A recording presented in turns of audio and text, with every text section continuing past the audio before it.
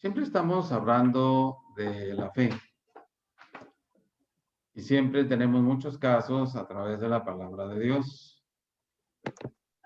Y el punto es realmente el hecho de que nosotros tenemos el ejemplo en la palabra de las diferentes experiencias de los discípulos y de muchos enfermos mayormente. Hubo una ocasión que un padre de familia le quiso explicar a su pequeño lo que era la fe.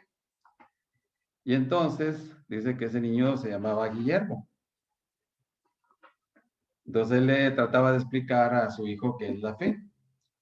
Dice, así que lo puse sobre una mesa. Era muy pequeño. Me alejé 1 metro de la mesa y le dije, salta, Guillermo. El chico me dijo, papá, tengo miedo. 2 o 3 veces se preparó, hizo un intento para saltar, pero luego no se animó. ¿Y qué sucedió? Entonces le dije, Guillermo, ¿no te dije que yo te agarraría? ¿Crees que tu papá te engañaría? Ahora mírame a los ojos y salta, y yo te tomaré en mis brazos. El niño saltó y lo tomó. Entonces dijo, déjame lanzarme otra vez. Lo puso de vuelta sobre la mesa y saltó inmediatamente. Luego, estando yo ya a unos 2 metros de la mesa, saltó otra vez y pude adelantarme a tiempo para recibirlo. Pareciera que ya ponía demasiada confianza en mí, pero no se puede poner demasiada confianza en Dios. Vaya manera, ¿no? Para este pequeño de aprender lo que su padre le quería decir respecto a la fe. Y bueno, realmente así es, al Señor nunca lo vamos a encontrar en una posición de descuido en cuanto a nuestras necesidades, pero sí necesitamos la fe. Hemos mencionado el pasaje de Lucas 22, del 31 al 34. Voy a permitirme leerlo. Dijo también el Señor, Simón, Simón, he aquí Satanás os ha pedido para zarandearos como a trigo, pero yo he rogado por ti que tu fe no falte. Y tú, una vez vuelto, confirma a tus hermanos. Él le dijo, Señor, dispuesto estoy a ir contigo no solo a la cárcel, sino también a la muerte. Y le dijo Pedro, te digo, y le dijo, Pedro, te digo que el gallo no cantará hoy antes que tú niegues 3 veces que me conoces. Esta es una declaración muy fuerte para la vida del autosuficiente Pedro. Está diciéndole que Satanás le había pedido para zarandearlo como a trigo. Él tenía que ser probado en su fe y su fidelidad a Dios. Pero aquí viene algo maravilloso, la declaración de Jesús a él. Pero yo he rogado por ti que tu fe no falte. Y tú, una vez vuelto, confirma a tus hermanos. ¿Qué es lo que sucedió? Bueno, Pedro no tomó realmente a fondo, en serio, las palabras que Jesús le acababa de decir. Imagínense ustedes y yo que si el Señor nos dice esto, pues no nos lo va a decir como se lo dijo a Pedro, pero lo va a hacer. Y lo maravilloso y donde podemos tener toda la confianza, así como Guillermo que se lanzaba a los brazos de su padre y cada vez que lo hacía lo atrapaba, es que el Señor está rogando por ti. No está orando por ti, no está pidiendo por ti, está rogando por ti y por mí. Y la pregunta obligada es, ¿qué estará rogando Él por nosotros? Mayormente, lo que dice Proverbios 23-26. Dame, hijo mío, tu corazón y miren tus ojos por mis caminos. Bueno, como sabemos por la historia, desafortunadamente Pedro falló. Pedro negó a su Señor y es después, posteriormente, él fue restaurado a su servicio de amor por el Señor. Incluso aquí el Señor Jesús le está dando una señal. El gallo no cantará hoy antes que tú niegues 3 veces que me conoces. Y esto nos lleva realmente a algo importante a través de la palabra del Señor. ¿Y cuál es eso? Mirando a Jesús.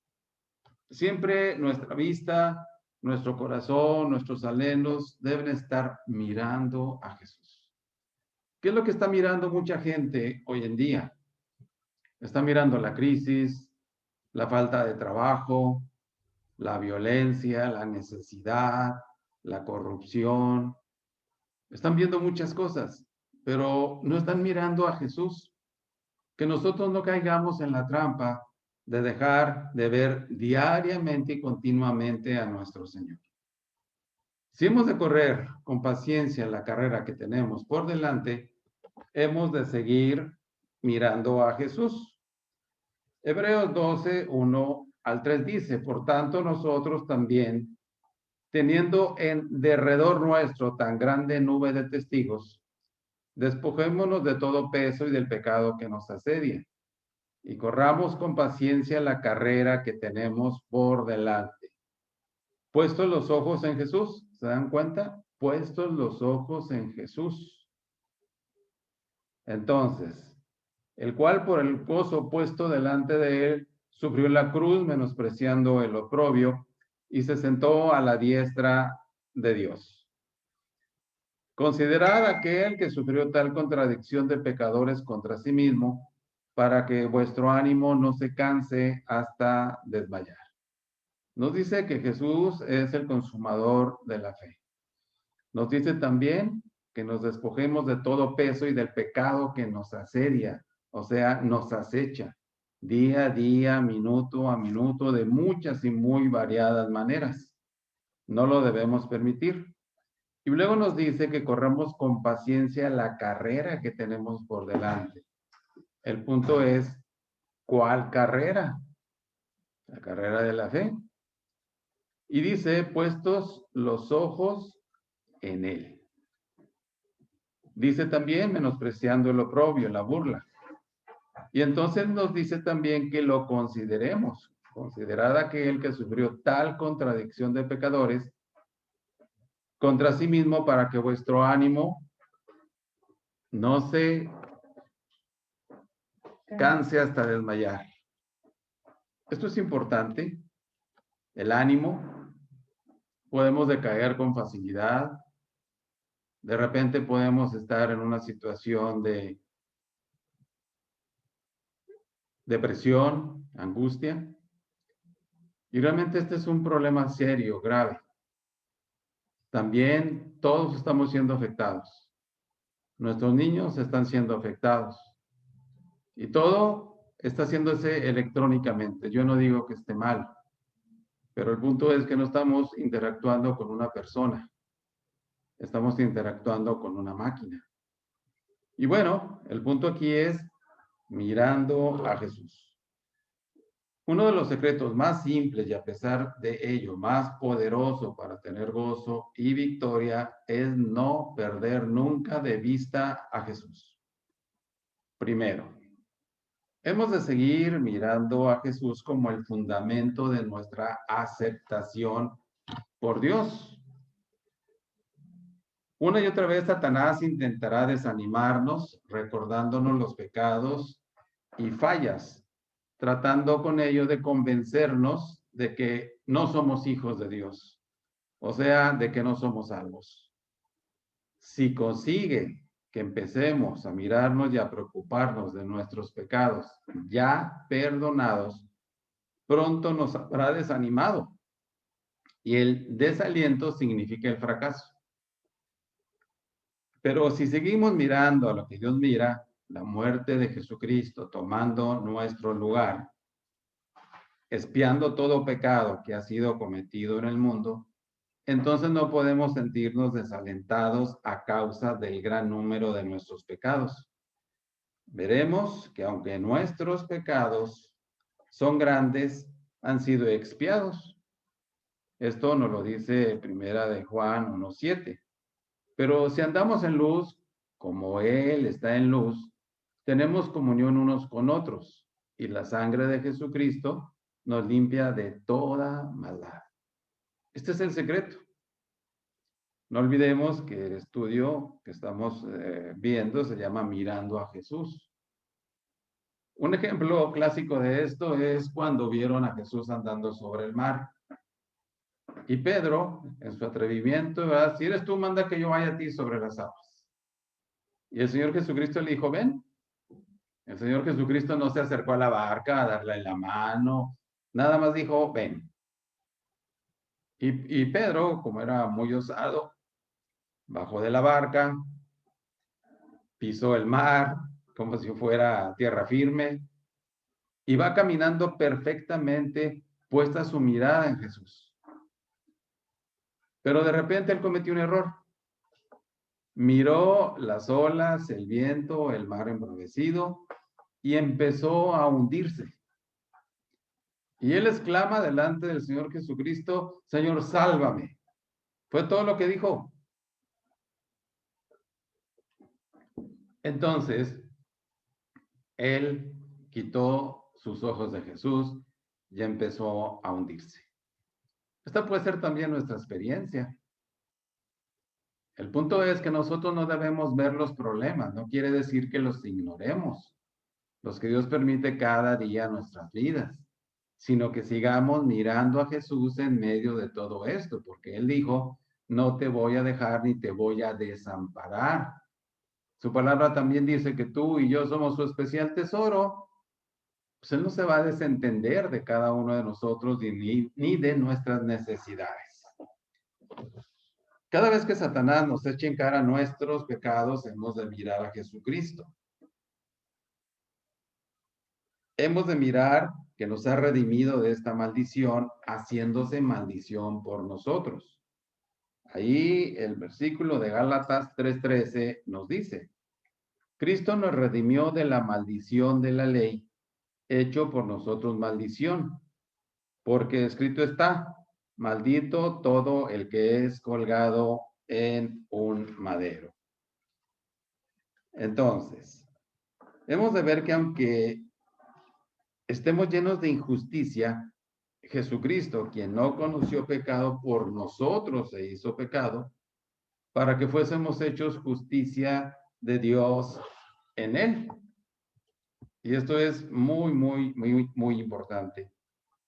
Entonces, eso dice 2 Corintios 5:21. Veremos que cada pecado del que Satanás nos acusa ha sido llevado por Cristo y eliminado. Bendito sea Dios por esto y por su palabra.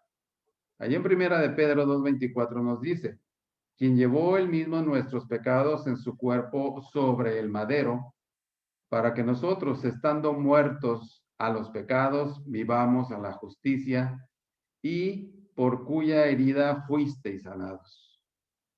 Isaías 53 también nos dice algo similar. Todos nosotros nos descarriamos como ovejas. Cada cual se apartó por su camino. Mas Jehová cargó en él, en Cristo, el pecado de todos nosotros. ¿Por qué lo hizo? ¿Cómo la humanidad puede realmente librarse de este virus tan terrible llamado pecado? Solamente Jesucristo puede hacerlo. Él venció la muerte. Él dijo, oh muerte, yo seré tu muerte. Él resucitó. Todos aquellos que querían comparar al Señor Jesucristo con otras supuestas divinidades, pues esas divinidades siguen en el sepulcro. Cristo venció la muerte. Él resucitó al tercer día, como dice la Escritura. Si en este momento estás turbado a causa de algún pecado que hayas cometido, sea en el pasado, lejano o reciente, mira a Jesús en la cruz. Cree lo que Dios dice sobre él, que este pecado que te turba ha sido puesto sobre él. Lo que decíamos en Isaías 53:6. Todos nosotros nos descarriamos como ovejas. Cada cual se apartó por su camino. Fuimos tomando diferentes caminos en la vida. Quizás en algunos erramos, nos equivocamos en cosas, pero fue nuestro camino. Y entonces el punto aquí es que Él dice que puso el pecado de nosotros sobre Él, sobre Jesús. Y gracias a Dios por eso. Entonces, da gracias a Dios, pues tu pecado ha sido expiado y porque tu corazón se ha llenado de gozo. ¿Por qué? Porque Cristo lo lleva en tu lugar. Y ya no te preocupes más. Es un acto de ingratitud a Dios. Fíjense, es un acto de ingratitud a Dios seguir cavilando en pecados que Él, en su infinito amor, ha sido cancelado. ¿Cuál es la necesidad más grande de la humanidad hoy día? El arrepentimiento y el perdón. Entonces, sigue mirando a Jesús en la cruz y anda siempre a la luz del sol del favor de Dios. Este favor de Dios ha sido comprado con gran costo. La gratitud exige que creas en Él y andes en su luz. El rey David solía decir por allá en el Salmo 25, mis ojos están siempre hacia Jehová. El punto número 2 de mirando a Jesús. Debemos mirar a Jesús como nuestro Salvador resucitado. Pocas veces usamos realmente esto, verlo a Él como resucitado. Ninguno otro ser humano ha resucitado. Jesús sí, venció la muerte para que ya no tengamos ningún temor a la muerte. Dice el Salmo 23, aunque ande en valle de sombra de muerte, tú estarás conmigo. Imaginen eso. ¿23 qué? 23. Entonces, Él tiene todo poder en el cielo y en la tierra. Y encontramos ahí en Mateo 28, 18 al 20, estas palabras. Jesús se acercó y les habló diciendo, toda potestad me es dada en el cielo y en la tierra, todo poder. Por tanto, id y haced discípulos a las naciones, bautizándolos en el nombre del Padre, del Hijo y del Espíritu Santo, enseñándoles que guarden las cosas que os he mandado, y he aquí yo estoy con vosotros todos los días hasta el fin del mundo. Amén. Ese es el trabajo que Dios nos ha dejado y es un trabajo para la eternidad, pero depende de cada uno de nosotros en cuanto a obediencia se refiere. Entonces, dijimos que Él tiene todo poder en el cielo y en la tierra y es capaz de guardarnos cada día, cada hora. ¿Te sientes tentado a hacer algo malo en este momento? Si te sientes tentado, recuerda que Jesús se levantó de los muertos y recuerda que está viviendo a la diestra del Padre en la gloria. Recuerda que Él tiene todo el poder en el cielo y en la tierra y que por tanto puede darte la victoria ahora mismo. Cree lo que Dios te dice en su palabra, que Jesús tiene poder para salvarte en este momento y además completamente. ¿Por qué decimos esto? Por Hebreos 7:25. Por lo cual puede también salvar perpetuamente, por siempre, a los que por Él se acercan a Dios, viviendo siempre para interceder por ellos. Imagínense. Por eso Él rogó por Pedro que su fe no faltara. ¿Qué faltó? ¿Quién falló? El Señor Jesús no. Pedro en su infidelidad, porque él había declarado que iba a ir con el Señor Jesús, a Jesucristo a la cruz, a la cárcel y a la mismísima cruz. Incluso se jactaba de sí mismo de no ser como los otros discípulos, como los otros 11. Y sorpresa que él va negando al Señor Jesucristo y encontró que dentro de sí, así como nosotros, hay un traidor que se llama antigua naturaleza pecaminosa. De esta manera, mirando al Cristo resucitado, puedes tener la victoria en todo pecado, en todo momento. Segunda Timoteo 2:8 nos dice, acuérdate de Jesucristo, del linaje de David, resucitado de los muertos conforme a mi evangelio. Acuérdate de Jesucristo. Esta palabra, acuérdate de Jesucristo, nos hace pensar en la vida del Señor Jesucristo en lo general, en las condiciones en las que la profecía hablaba de que Él iba a nacer y para qué iba a nacer. Y nos hablaba también incluso del sitio donde Él iba a nacer. Nos habló del intento de Herodes de dar la muerte de pequeño. Nos habla de toda la vida del Señor Jesucristo, del rechazo de su pueblo. A lo suyo vino y los suyos no le recibieron. Nos habla realmente de una condición de amor total para su pueblo. Acuérdate de Jesucristo.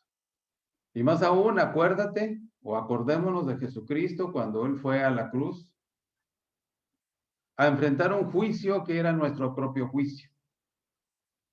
Y fue ahí por amor y fue gozoso, porque Él sabía lo que se iba a cumplir ahí. Tú no te puedes imaginar a Jesús en este momento en la cruz, con toda esa gente bárbara gritando, crucifíquenle, crucifíquenle. Y Dios mirando la escena desde el cielo y decir, bueno, mi hijo, ¿qué les hizo? Vino a hacer el bien solamente.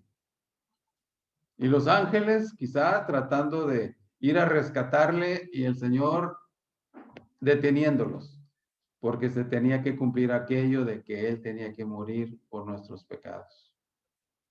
La paga del pecado es muerte. Por eso Cristo murió en la cruz cumpliendo la palabra, para darnos la salvación, para darnos algo que es para la eternidad. Acuérdate de Jesucristo. Dios nos ha llamado a una vida victoriosa. Y el secreto de esta vida victoriosa es mirar siempre al Cristo resucitado. Cuando aquellas mujeres estaban buscando al Señor Jesucristo, una de ellas María Magdalena, estaba a los pies de ahí, de esa cueva, con esa grande piedra ahí, obstruyendo la entrada, llorando. Y de repente ella ve que ya no está la piedra y ve a dos ángeles ahí. Mujer, ¿por qué lloras?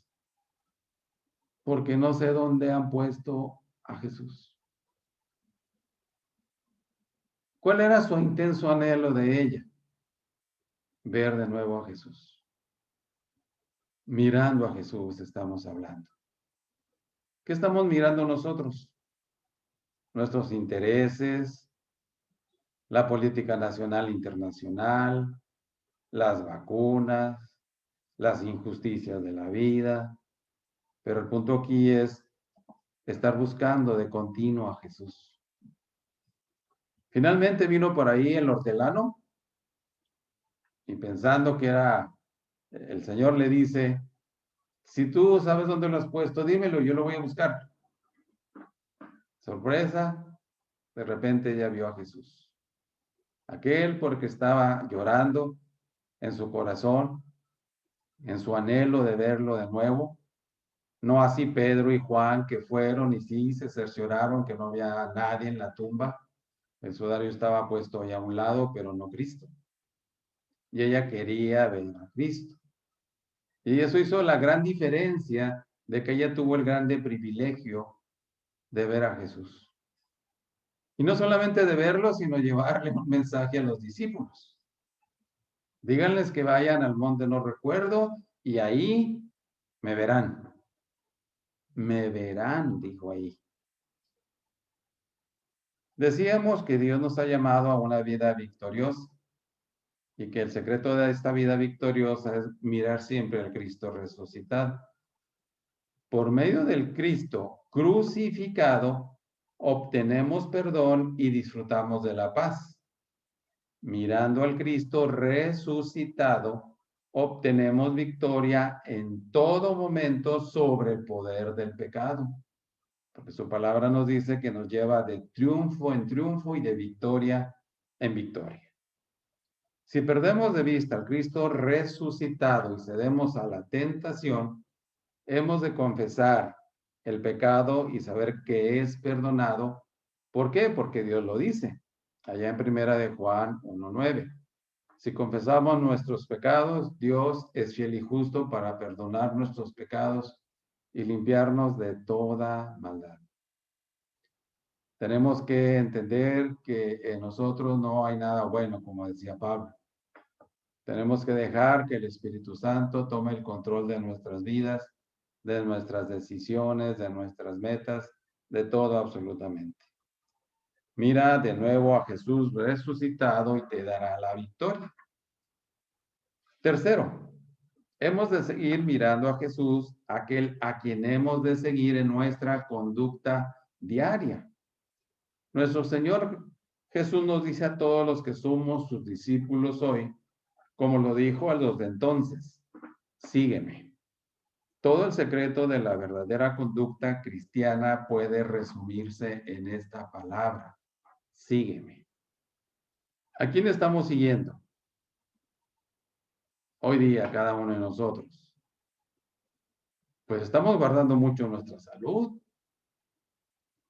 Como decía por ahí Sonia, que pues, estamos bien guardaditos. Pero el punto aquí es que el Señor quiere que le sigamos. No como tú y yo pensamos en cuanto a seguirle, sino como dice su palabra. Siempre la palabra de Dios es la manera en que nosotros debemos seguirle cuando Él nos lo indica. Y decía a todos, si alguno viene en pos de mí, niéguese a sí mismo, tome su cruz cada día y sígame. Esa es la manera en que a Dios le agrada que sus hijos le sigamos. No a nuestra manera no funciona, no sirve realmente. Dice ahí, sígueme. Y primera de Juan 2:6 nos dice, el que dice que permanece en él debe andar como él anduvo. Preguntémonos cómo anduvo. Siempre miramos, ¿verdad?, el lado bondadoso, el lado bueno del Señor, sanando enfermedades, dando enseñanza, pero pocas veces pensamos en su sufrimiento. Imagínense que su propio pueblo lo rechazó. Imagínense que a través de tanta paciencia y amor por ellos, muchos no lo quisieron, ni aún de los principales sacerdotes y fariseos y ancianos. ¿Por qué? Porque él estaba realmente exponiendo su vida hipócrita. En lugar de enseñarle al pueblo la palabra de Dios, se fueron por medio de ritos y ceremonias. Y entonces el punto aquí es realmente el hecho de seguir al Señor Jesucristo. El que dice que permanece en Él debe andar como Él anduvo. Muy comúnmente vemos al Señor Jesucristo enseñándonos a seguir sus pasos.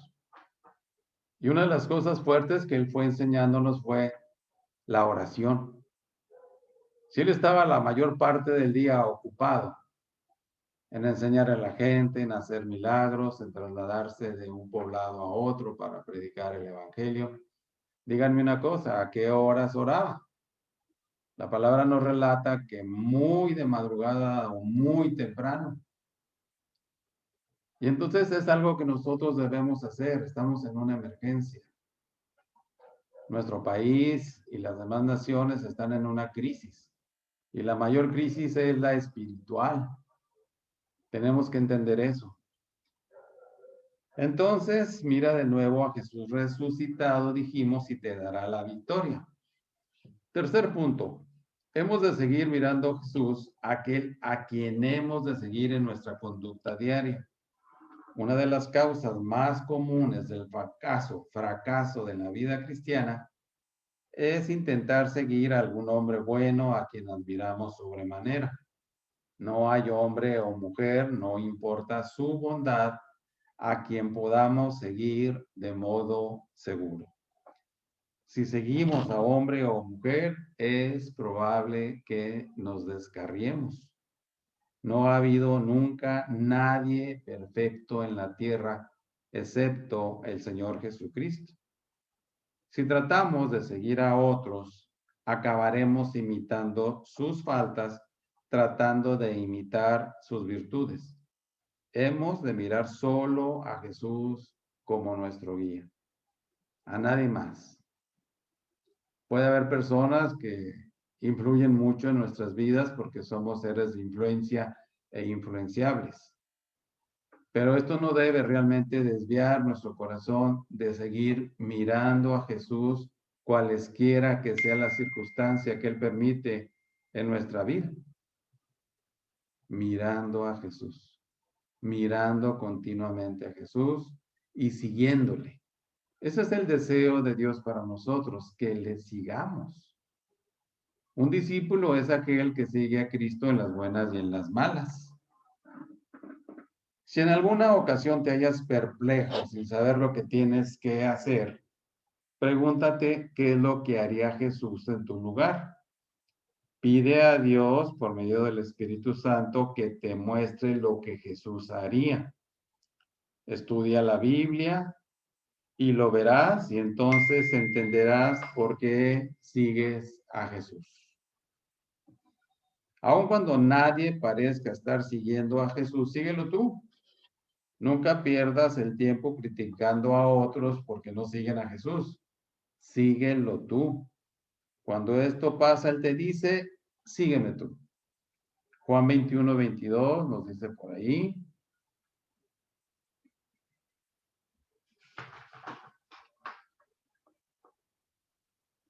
Si quiero que Él quede hasta que yo venga, ¿qué a ti? Sígueme tú. Iban caminando ahí el Señor y Pedro, y Juan los iba siguiendo. Y Pedro le dice al Señor, bueno, ¿y qué de este? Bueno, ¿qué a ti? Sígueme tú, déjalo, si yo quiero que quede hasta que yo quiera. Tú sígueme, esto es algo personal, no es grupal. Yo conocí en una ocasión un matrimonio donde la esposa decía que ella no leía porque ella no veía a su esposo leer ni orar. Y para no hacer muy largo la situación, pues terminaron divorciándose desafortunadamente. Pero ella se escudaba en eso. Bueno, él no lee, yo tampoco. Él no ora, yo tampoco. Y es algo, pues, catastrófico. La cuestión que nos debe interesar no es lo que pueda para otros el significar el seguir a Jesús, sino lo que significa para ti y para mí. Esta clase de vida es la que es realmente simple, la de seguir solo a Jesús. Hay muchas preguntas desconcertantes que vendrán, pero la más difícil se hará pronto clara como la luz del día, si tú decides en tu corazón seguir solo a Jesús. Satanás es probable que murmure a tu oído. Mira a este y al otro, ellos que son tan buenos lo hacen, ¿por qué tú no? Pero tú lo que tienes que contestar es, no me importa mucho lo que estas personas hacen. Lo único que me interesa es saber lo que haría Jesús. Y ya sabemos lo que haría Jesús. Hay una libertad maravillosa en la vida de la persona que sigue simplemente a Jesús. Este es un camino derecho y llano, pero el camino que tratas de seguir observando la conducta de los otros traerá muchas vueltas y encontrarás muchos baches en tu camino. Tú sigue mirando a Cristo. Sigue con confianza ahí donde Él te guíe. Este es el camino del justo cuya luz va aumentando como la luz del día hasta que el día es perfecto. Proverbios 4:18 nos dice, mas la senda de los justos es como la luz de la aurora que va en aumento hasta que el día es perfecto. Jesús es la luz del mundo. Todo aquel que le sigue no andará en tinieblas, mas tendrá la luz de la vida a lo largo de su camino. Eso nos dice Juan 8:12. No importan las circunstancias de la vida en este mundo. Tú sigue mirando a Jesús. Él te va a guiar a ti aún en medio de la tempestad.